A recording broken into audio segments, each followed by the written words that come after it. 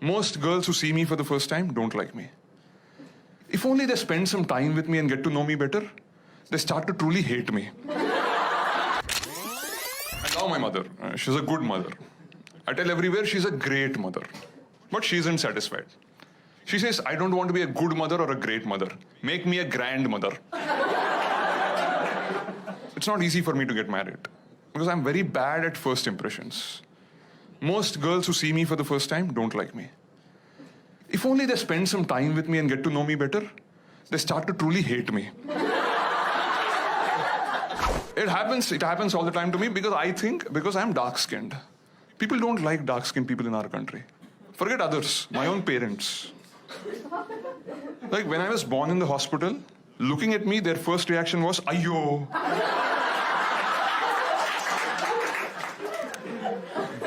They said it so loudly, half the hospital thought I was a girl.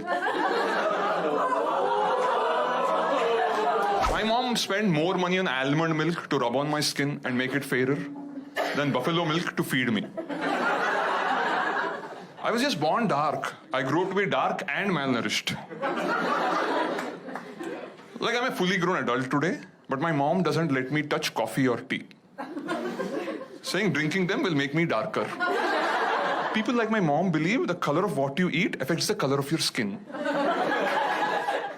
That's why South Indians are obsessed with eating everything in white. No matter the color of what you eat, the end result is still brown. Skin.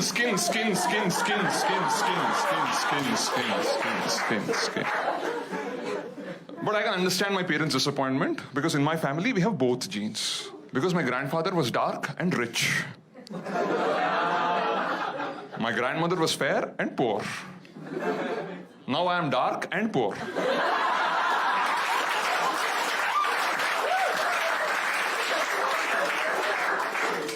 But we have the other branch of the family, my cousins, who inherited all the money and the fair genes.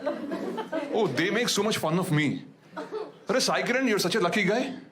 Because you're dark. Unlike us, you can go out in the sun whenever you want. As if my skin doesn't burn. This is melanin, not Teflon.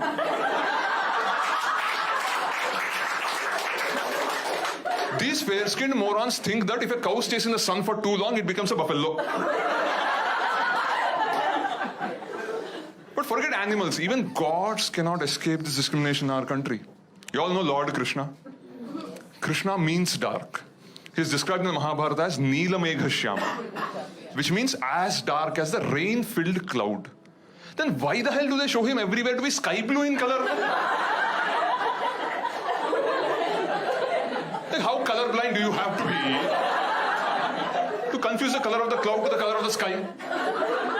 That's why we can't predict rains in this country properly. If you remember TV Mahabharata, Lord Krishna was played by Nitish Bharadwaj, who was super fair. That's like Leonardo DiCaprio playing Nelson Mandela. Because we can't accept a hero can be dark-skinned. Why? We are just dark, not shady. I don't think Lord Krishna was really a thief. No. He was just the darkest child in Vrindavan. And everybody accused him only. Because all the stuff that was getting stolen were white eatables. But at least ancient India was a progressive time. Because in spite of all the propaganda, Lord Krishna was very lucky with the ladies. Not something I can claim to be. I recently read a report by .com. According to it, 71% of Indian women want their husbands to be fair-skinned. The rest 29% don't care about skin color, as long as the guy is rich. So in this country, to whitewash brown skin, you need black money.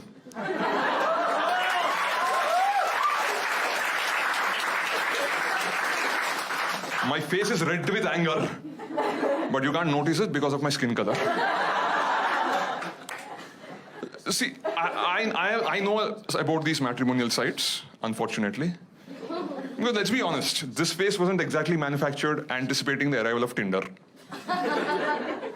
The highest my parents aimed was .com. And I registered on that site some time back. And there I realized that the competition for Indian women is absolutely brutal. On these websites, for 100 men, there are barely 50 women. And NRIs take away the top 20 export quality girls. The next 20 go to the two eyes of India, IITs and IIMs. Men like me don't stand a chance. So I clearly wrote in my profile, I may not be NRI or an IITian, but I'm healthy, I'm a vegetarian, and I do not smoke or drink, even coffee or tea. I thought many women will be impressed by someone like that. And I got 5 responses. Not from women, but from people requesting blood and organ donations.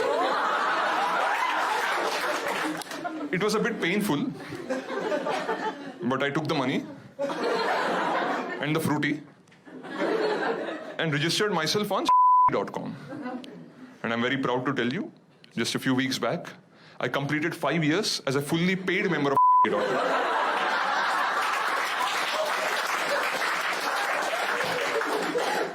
Apparently, I'm the first person in the country to reach this milestone. So they sent me a congratulatory email. After 5 years on .com, most men get into a committed relationship or commit suicide. So as a special gesture towards me, they gave me a free upgrade to the Fresh Faces section of second.com. And there on that website, I saw all these familiar girls who 5 years ago rejected me, got married, had kids, got divorced, and again on this website, again rejecting me. Deja vu. They say I'm incompatible with their kids. If you agreed 5 years ago, that would have been my kid. I'm a Manglik. Yeah. So before I can marry a girl, I have to marry a tree. Now the only thing more difficult than finding a girl these days is finding a tree. But you may say, but there are so many trees around, you can just marry it. It's not that simple. There are caste issues. I cannot just marry any creeper or croton. Like if you're a Marwadi, you have to marry a money plant.